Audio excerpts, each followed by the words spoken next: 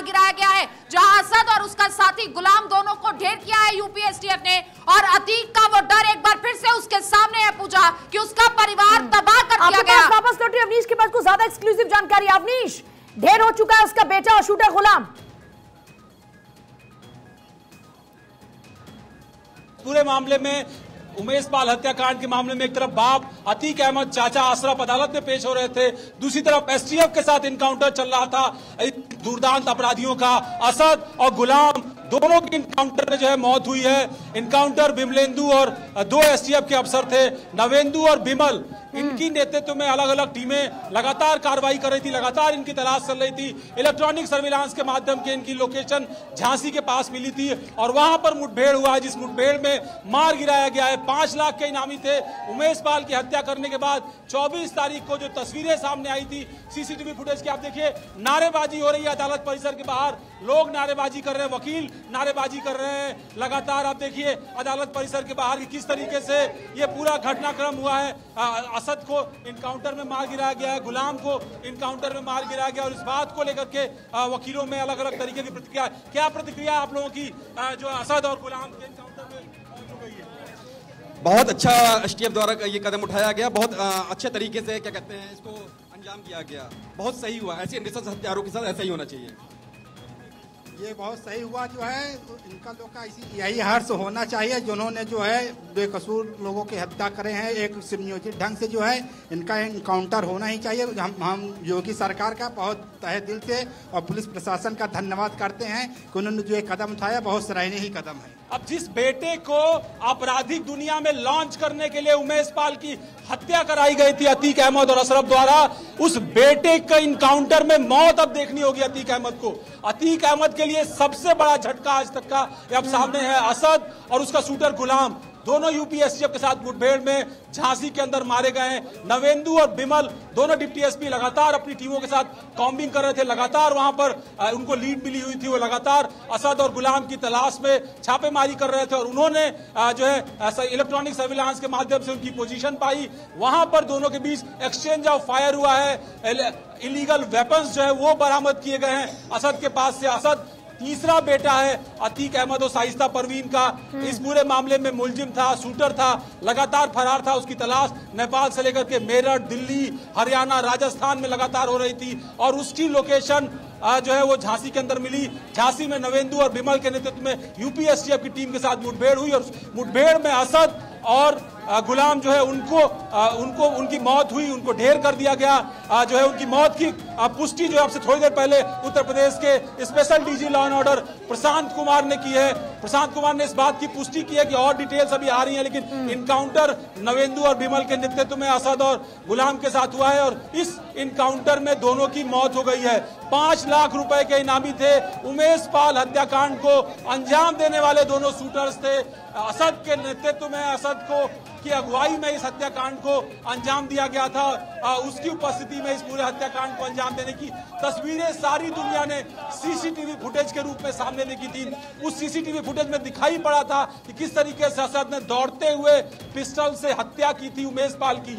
बार बार गिरने के बाद जब उमेश पाल उठकर भागने की कोशिश कर रहे थे, तब भी उनको पीछे से जाकर के उन पर फायरिंग की। जिंदगी का सबसे बड़ा पछतावा आज ही अतीक को हो रहा होगा। उसने क्यों आखिरकार अपने बच्चों को भी इस जुर्म की दुनिया में उतार दिया? अब तक तो सिर्फ उसके घुटने टिके थे, अब तो वो पूरा ही टिक चुका होगा। ये खबर उस तक पहुंची? क्या रिएक्शंस आ रहे हैं उसके, इस बारे में कोई जानकारी? देखिए इंतजार हो रहा है, हम लोग भी बिल्कुल इस बात का को लेकर के उसकी प्रतिक्रिया का इंतजार हो रहा है। हम लोग भी अदालत के अंदर दोनों भाई इस वक्त मौजूद हैं। इस बात की खबर अतीक और अशरफ को उसके वकीलों द्वारा दिया गया। ये बताया जा रहा है कि अदालत परिसर में ही फूट फूट कर रोया है अतीक अहमद और अशरफ। उनको इस बात की उम्मीद नहीं थी कि उनका लाडला जिस बेटे पर उसके गुनाहों का कारोबार हुआ था, जिसकी क्रिमिनल लॉन्चिंग की थी अब से कुछ दिन पहले, जिसके बाद अतीक ने कहा था कि 18 सालों बाद मुझे चैन की नींद आई है, वो बेटा यूपी एसटीएफ के साथ मुठभेड़ में ढेर हो गया है, मिट्टी में मिल गया है। उसके साथ उसका चहेता शूटर, जिसको उसके साथ इसलिए ही रखा गया था क्योंकि उसका बेटा मनवर था, शुरुआत से ही अपराध के कृत्यों में शामिल था, फायरिंग और तेज रफ्तार गाड़ियां चलाना उसका शौक था और उसी अतीक अहमद के सरफिरेपन ने आज बेटे को जो है वो मौत तक पहुंचा दिया और आज इनकाउंटर में उसकी मौत हुई है। गुलाम उसके साथ जो उसका शूटर था वो भी 5 लाख रुपए का इनामी था, उसकी भी मौत हुई है। झांसी में ये मुठभेड़ यूपी एसटीएफ और जो है अपराधियों के बीच में हुई। ये फरार थे, लगातार इलेक्ट्रॉनिक सर्विलांस के माध्यम से इनको ट्रैक किया जा रहा था। इधर एक तरफ अदालत में अतीक अहमद और अशरफ की पेशी हो रही थी, तो दूसरी तरफ यूपी एसटीएफ की टीम बीहड़ों में खाक छान रही थी इन अपराधियों की, क्योंकि लगातार सवाल उठ रहे थे। लगातार ये सवाल पूछा जा रहा था कि आखिर शूटर्स को क्या हुआ, उनकी गिरफ्तारी क्यों नहीं हो रही है। तो इलेक्ट्रॉनिक सर्विलांस के माध्यम से उनको ट्रैक किया गया, मुठभेड़ हुई और उस मुठभेड़ में असद और दोनों।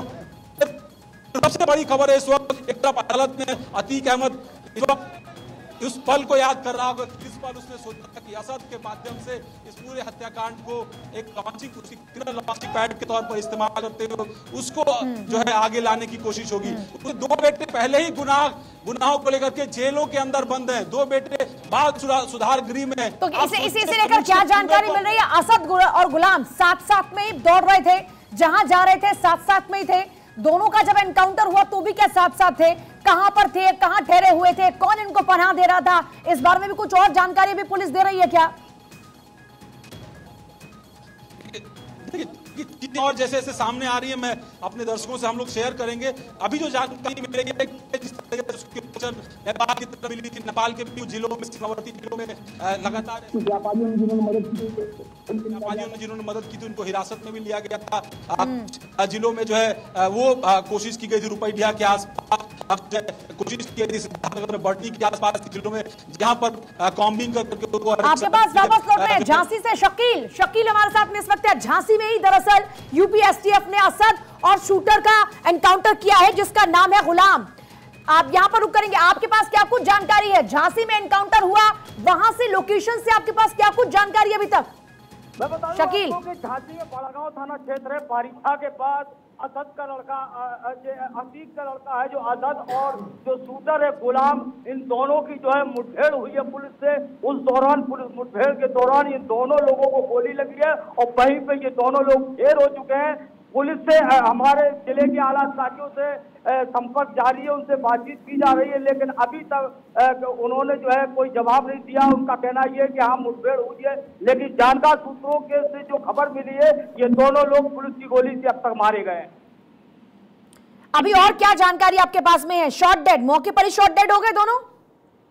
मौके पे जो है भारी पुलिस बल वहां मौजूद है और तमाम जो है आला अधिकारी मौके पे पहुंच रहे हैं और वो इस बात की जानकारी पुष्टि कर रहे हैं कि जिन लोगों से मुठभेड़ हुई है वो लोग कौन है। इसीलिए पुलिस कुछ भी कहने से अभी इनकार कर रही है। लेकिन अभी अवनीश कह रहे थे कि बकायदा खुद आप जो यूपी एसटीएफ के प्रमुख एडीजी उनकी तरफ से जानकारी साझा की जा रही है कि ढेर हो चुके हैं दोनों। प्रयागराज से हमारे साथ में इस वक्त आलोक मालवीय भी जुड़ रहे हैं। आलोक मालवीय का रुख करेंगे। आलोक, आपके पास क्या जानकारी है? जैसे ही ये खबर आई है उमेश पाल के घर पे, उनके घर के जो लोग हैं उनके चेहरे पर खुशियां जो है लगातार लोग खुशी दिख रहे हैं। जो पत्नी इस कमरे में मौजूद है थोड़ी देर में वो बाहर निकल कर आएंगे और अपनी जो फाइट है वो देंगे, अपनी प्रतिक्रिया देंगे। इसके साथ उनकी माँ भी मौजूद थी। सुबह हमारी बात हुई तो ये सीधे सीधे बात कह रही थी कि जो ये लोग हैं, ये जो माफिया है, इनको सीधे सीधे मौत के घाट उतार देना चाहिए। और यूपी एसटीएफ ने इस कार्रवाई को किया है जिससे पूजा सब बहुत खुश है और खुश होने के साथ ही आपस में मशविरा कर रहे हैं। एक तरफ अतीक अहमद और अशरफ की पेशी हो रही थी, दूसरी तरफ उनके भतीजे असद और गुलाम का इनकाउंटर हो रहा था। दोनों चीजें एक साथ चल रही थी और जो ये बड़ी खबर आई है, हम लोग सुबह से प्रतिक्रिया लेने के लिए यहाँ पर मौजूद है पूजा और लगातार अब प्रतिक्रिया का इंतजार कर रहे हैं। उनके परिवार के सदस्य भी यहाँ पर मौजूद हैं। सभी लोग यहाँ पर खुशी मना रहे हैं और सभी के चेहरे पर साफ खुशी देखी जा सकती है। क्या आपको जानकारी मिली है क्या कि यहाँ पे इनकाउंटर हुआ है? टीवी पे देख रहे होंगे आप लोग डिमांड भी इस तरह की कर रहे थे। जानकारी नहीं, आप लोगों को जानकारी तो चेहरे पर आपकी खुशी तो दिख रही है साहब। अगर ऐसा होगा खुशी स्वाभाविक बात, खुशी तो होनी चाहिए। और परिवार के अन्य लोग, परिवार के लोग सारे लोग खुशी होंगे, परिवार के रिश्तेदार यार दोस्त सारे लोग खुश होंगे अगर ऐसा कुछ हुआ तो। अब बहुत अच्छी बात है, आप लोग बता रहे हैं, आपको मालूम।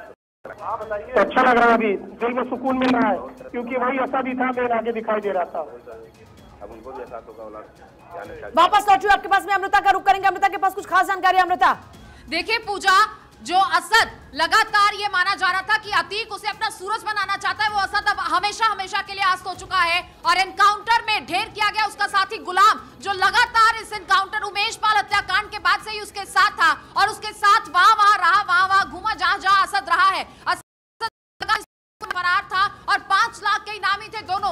इस हत्याकांड में उस असद को गोली चलाते हुए देखा गया और आज जब उस पर गोली चली है तो वो नहीं बच पाया। असद ढेर हो गया है और बताया जा रहा है, जिस तरह से अवनीश जानकारी दे रहे थे कि जानकारी अतीक तक पहुंची तो वो फूट फूट कर रोया, क्योंकि अब उसे कोई भविष्य नजर नहीं आता। जिस परिवार की बर्बादी की वो बात कर रहा था, वो परिवार अब बर्बाद हो चुका है। और आपको ये भी जानकारी दें कि यूपी एसटीएफ की टीम के साथ मुठभेड़ में ये जब मारा गया है, इस पूरे ऑपरेशन की अगुवाई कर रहे थे डीएसपी नवेंदु और डीएसपी विमल। इन दोनों के नेतृत्व में इस मुठभेड़ को, इस एनकाउंटर को अंजाम दिया गया है और यूपी एसटीएफ की तरफ से बाकायदा ये जानकारी भी साझा की गई है। ऐसे में पूजा, अब आप ये देखिए कि यूपी में कानून व्यवस्था की स्थिति क्या है, कैसे माफियाओं को बख्शा नहीं जाएगा। जिस तरह से बार बार यूपी के तमाम मंत्रियों के, मुख्यमंत्री के बयान आते हैं कि माफिया को बख्शा नहीं जाएगा, तो वाकई में वो हकीकत हमारे सामने है। माफिया को बख्शा नहीं जा रहा, फिर चाहे वो कोई भी हो, चाहे उसे साबरमती से लेके आना पड़े, चाहे उसे बरेली से लेके आना पड़े, चाहे उसे झांसी में ढूंढ निकालकर उसका एनकाउंटर करना पड़े। लेकिन लगातार यूपी एसटीएफ का यही एक मोटिव है कि आज यूपी को अपराध मुक्त बनाना है और उसी की तर्ज पर काम